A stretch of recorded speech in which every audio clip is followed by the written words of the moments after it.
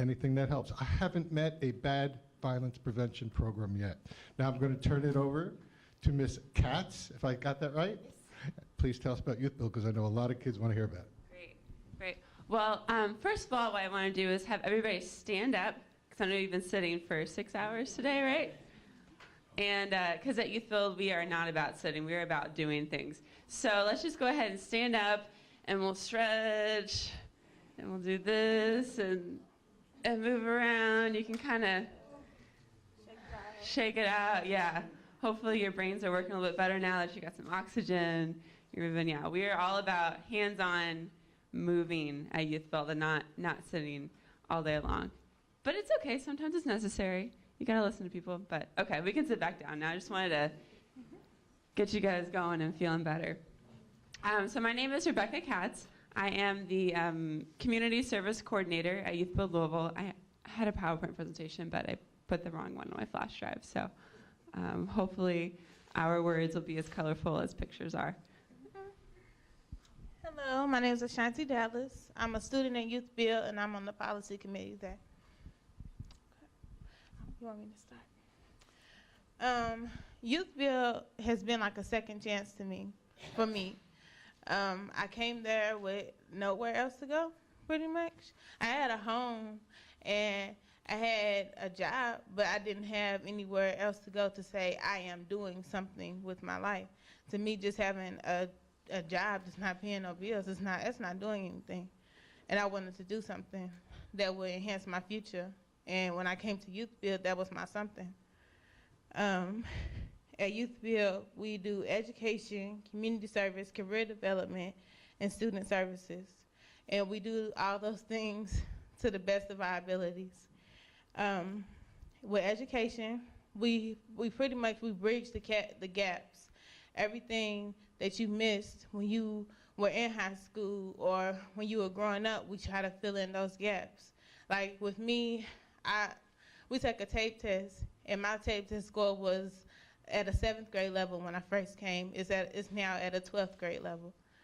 So I can't get any more upgrades in that level. Let's see. Okay. Community service. At YouthBuild, we are required to complete 675 community service hours to get a scholarship. We are given the opportunity to complete 900 community service hours for a larger scholarship. I was chosen for that scholarship, and it gives me a challenge.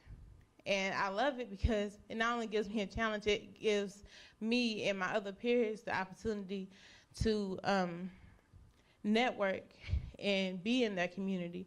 And not only are we with our community, we have a purpose for being in our community. So we talk to these wonderful people and we get these connections, and then at the end we get a scholarship. And I think that's the best part of it. I really do. Not even the money, it's the networking, because when that money's gone, those people are still going to be there. That network is still going to be there. Career development.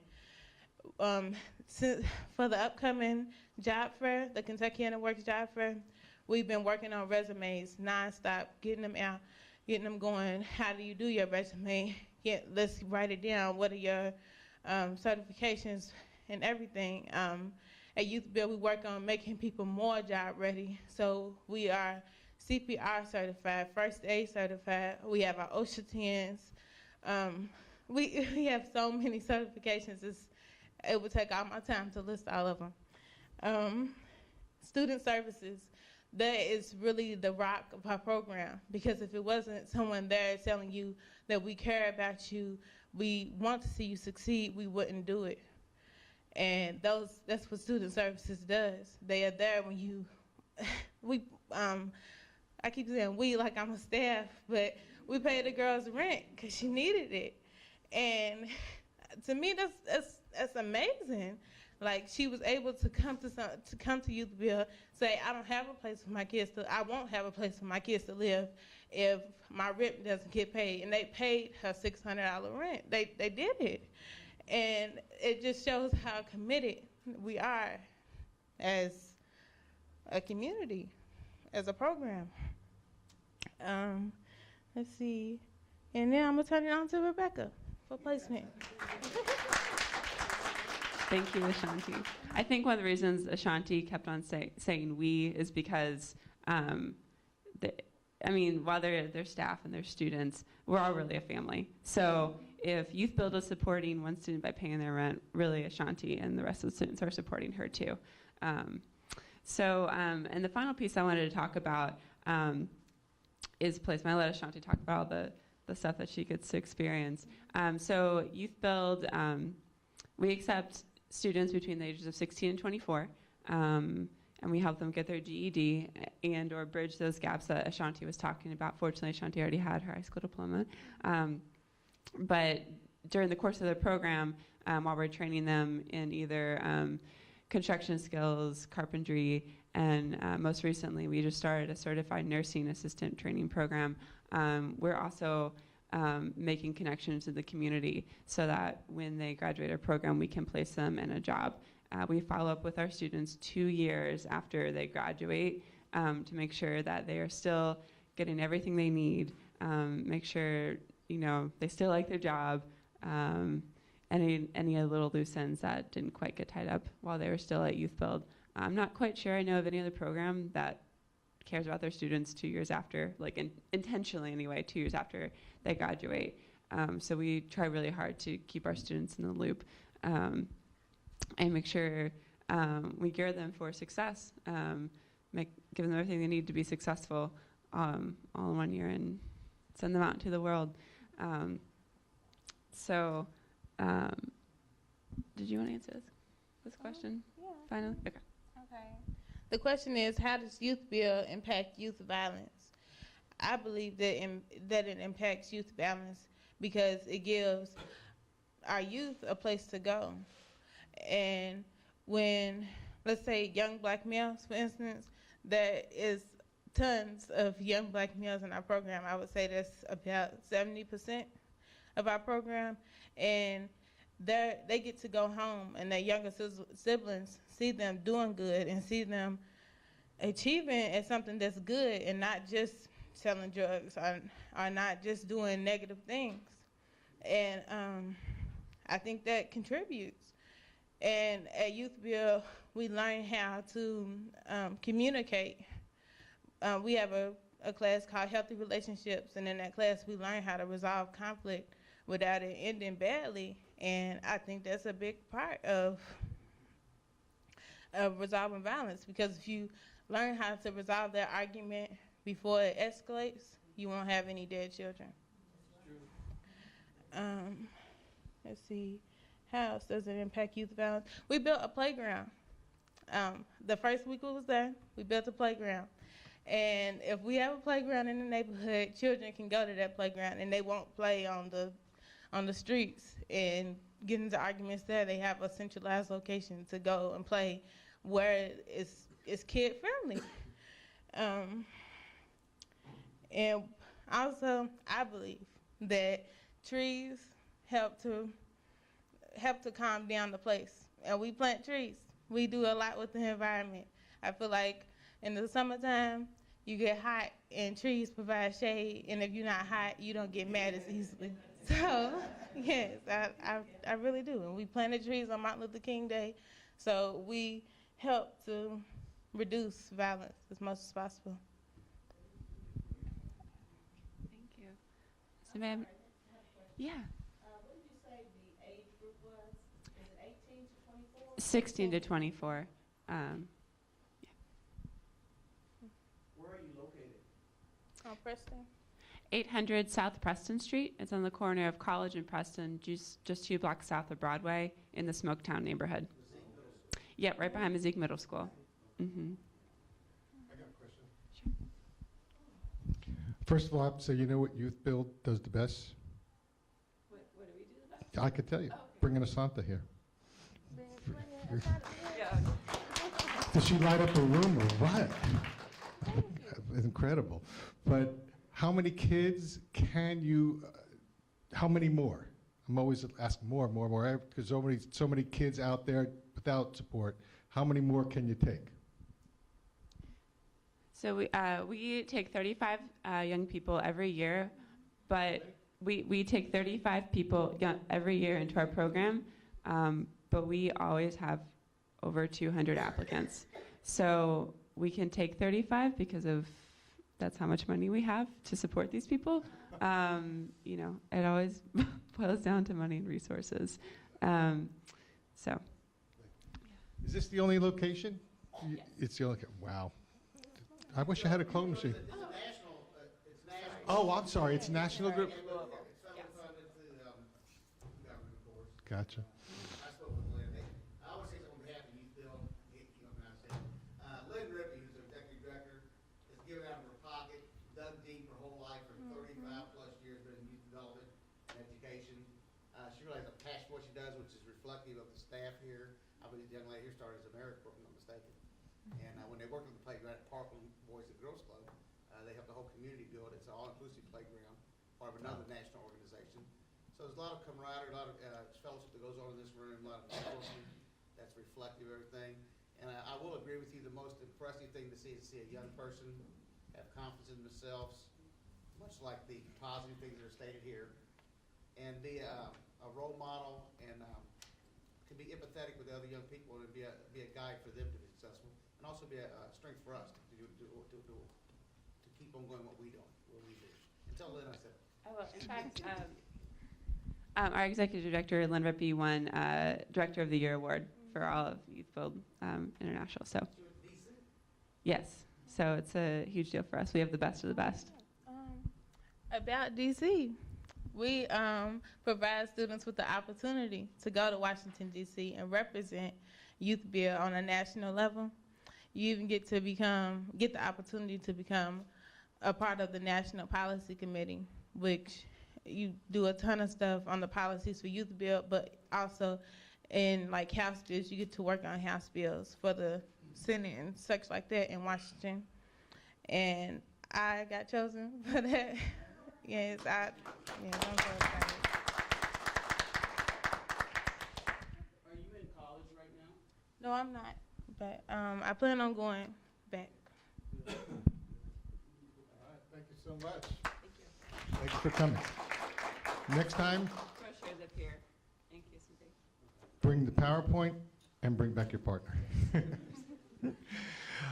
Is there any pups in the house? Because if there's pups in the house, we're going to need them to pick the door prizes. I want to introduce you to somebody while dogs are here. Why don't you tell a little bit about yourself, Dustin? My name is Dustin Milam. I live up here in Louisville. I've lived up here on and off for the past 12 years. I swore up and down as a kid coming up to Louisville with my mom to the VA I would never live in Louisville.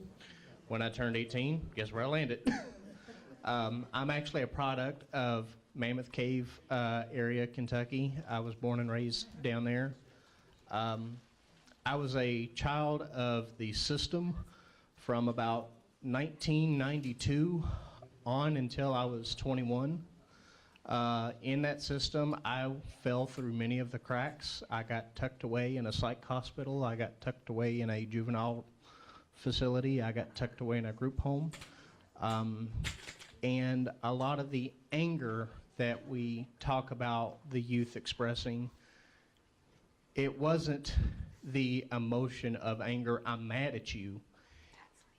I believe, based on my education in psychology, it was my primal instinct of survival because I was backed into a corner. I had no one to care about me. And ultimately, every one of us were animals from the beginning, but evolution has made us supposedly the superior being on earth. But from coming from the broken system in and out of group homes and foster homes and juvenile hall and psych hospitals, I was told many times I would never succeed, I would never make anything. And I kept looking at myself as a statistic. I didn't want to be a part of that statistic. I made it a point that while I was in that system, that I paid attention very closely. Even though I was backed into the corner, I looked around to see what was going on, and I made it a point that when I had the chance, I would make sure that another youth never had to go through what I went through. At 30 years old, at October 12th of 2012, I graduated with a full ride scholarship to WKU with my doctorate of philosophy and religion. I also extended that to become a peer support specialist. I sat on a statewide panel of graduated foster youth to help improve the system, and I'm also a chemical dependency specialist and a suicide prevention specialist and a suicide prevention survivor, someone who has lost someone, and a 3-time attempt survivor. And when my friend Steve Ulrich, who is a good friend of Doug's, had turned me on to YouthAlert, I knew that there would be so many people in the social services field here learning, but I also wanted them to know that not everyone falls through the cracks and that there are success stories out there. And part of my success began in 2001 when I finally had a doctor push my medical record aside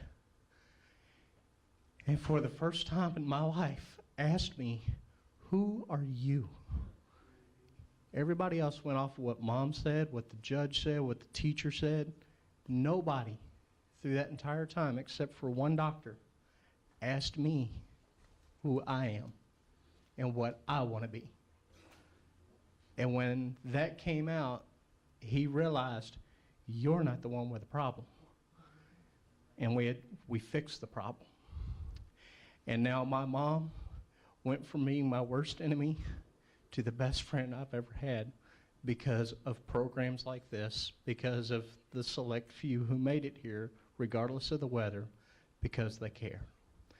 And now I get to stand beside you, one, as someone who graduated the system, but as a foot soldier. And even though none of you all had an impact on my life directly, I want to thank you for what you do, because I know that there are more people out there like me, but they can't get there without people like you. 1 + 1 = you.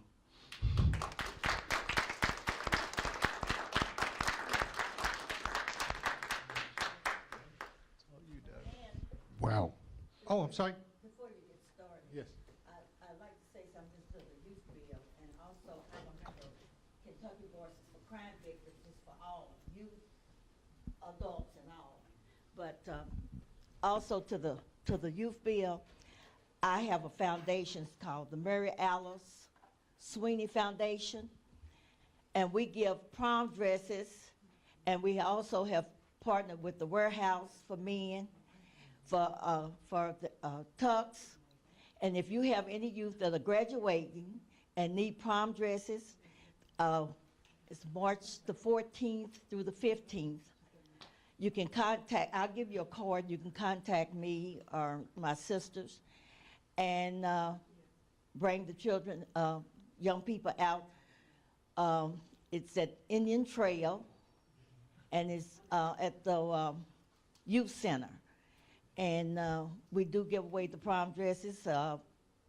We can have their hair done, nails, makeup, dress them from head to toe, and the young men too. And there's nothing, no qualifications, just graduating from school. Okay. Thank you.